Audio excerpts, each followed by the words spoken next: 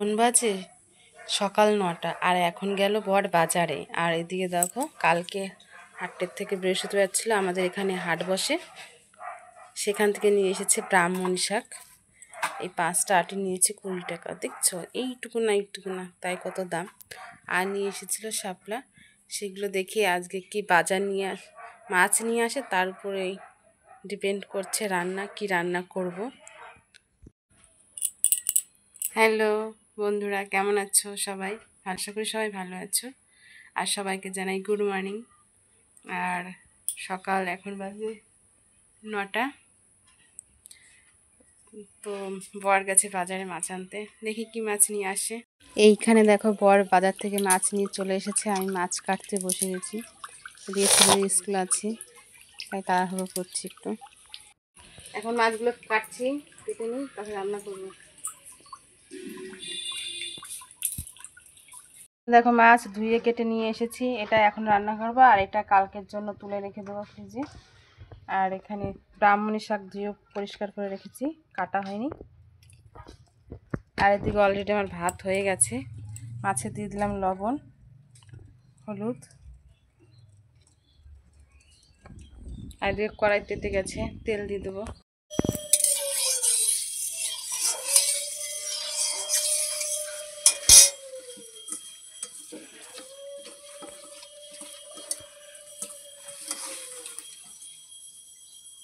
তেতে গেছে, এবার দিয়ে দেবো মাছ।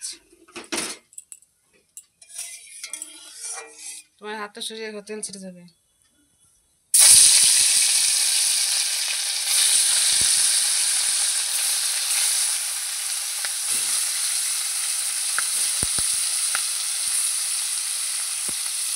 এখানে শাপলা কেটে রেখেছি, আর এখানে কড়াই গরম হয়ে গেছে, শাপলা ভাজা করব। তার জন্য দিয়ে দিলাম তেল। আর শাপলা ভাজায় দেবো হচ্ছে রসুন ফোড়ন। রসুন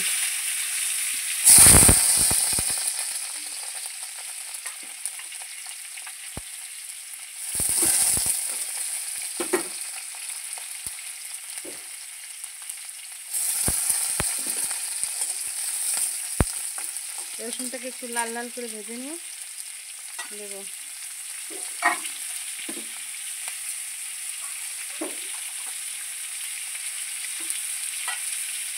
একসঙ্গে দুদিকে রান্না হচ্ছে, একদিকে হচ্ছে মাছ ভাজা, একদিকে হচ্ছে শাপলা ভাজা।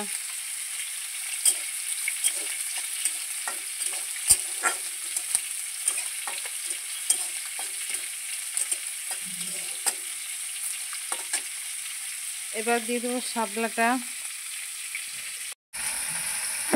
এবার রান্না করব ব্রাহ্মণী শাক। দেখো মাছের মাথা হচ্ছে এদিকে।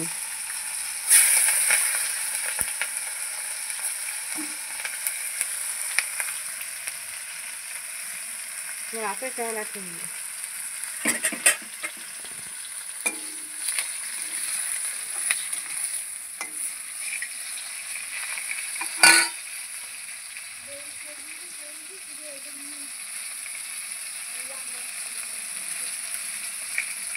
দিয়ে দেবো রাঁধুনি ফোড়ন।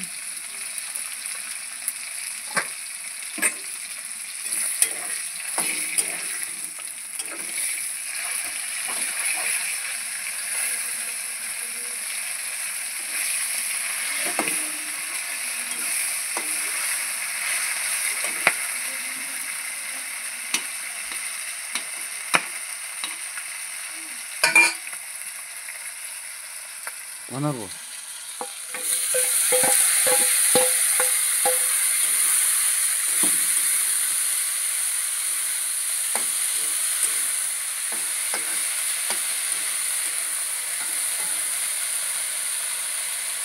দিয়ে হলুদ গুঁড়ো,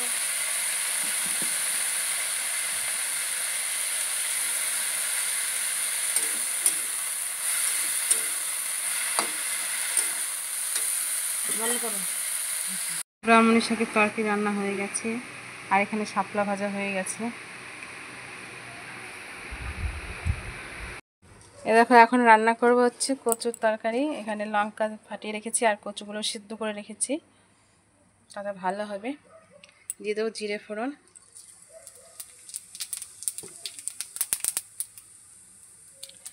একদম সাদা সিধে রান্না, কোনো মশলা টশলা যাবে না।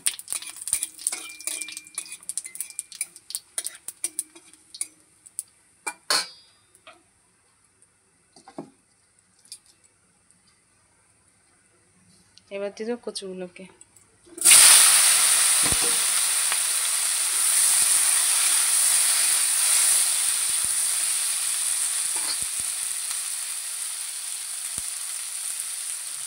এখন দিয়ে দেবো স্বাদ মতো নুন,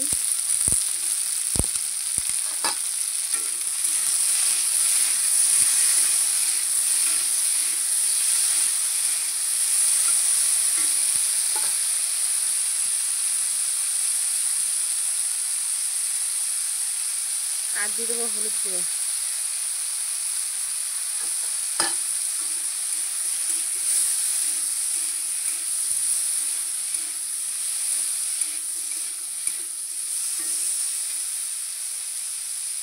কচুটাকে ভালো করে একটু ভেজে নেব, আর একটু হলুদের প্রয়োজন আছে।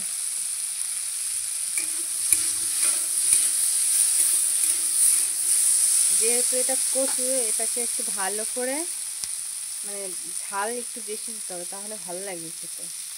আমরা আবার একটু ঝালটা বেশি খাই, তাই একটু দিয়ে দেবো লঙ্কার গুঁড়ো ঝালের জন্য। এটা বাড়িতে করে রাখা লঙ্কা।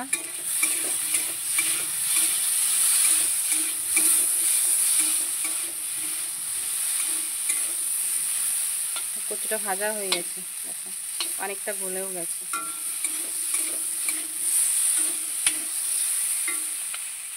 এবার দিয়ে দেবো পরিমাণ মতো জল।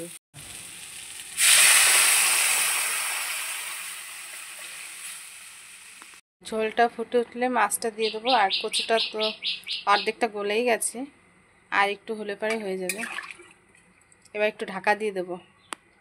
দিয়ে দিলাম এক্ষুনি, ক্যামেরাটা অন করতে ভুলে গেছিলাম, সরি। দিয়ে কচুটা পুরোপুরি গলে গেছে, এখন তুলে নিয়ে একটু গালিয়ে দেবো, তাহলে তরকারিটা ভালো গাঢ় হবে। এই দেখো আমার তরকারি কমপ্লিট। তরকারির ঝোলটাও দেখো গাঢ় হয়ে গেছে, এটা ঠান্ডা হলে আরও গাঢ় হয়ে যাবে। তো তোমাদের এই ভিডিওটা কেমন লাগলো অবশ্যই কমেন্টে জানাবে। বাই, দেখা হচ্ছে আবার পরে অন্য একটা ভিডিওতে। ততক্ষণ সবাই ভালো থাকবে, সুস্থ থাকবে।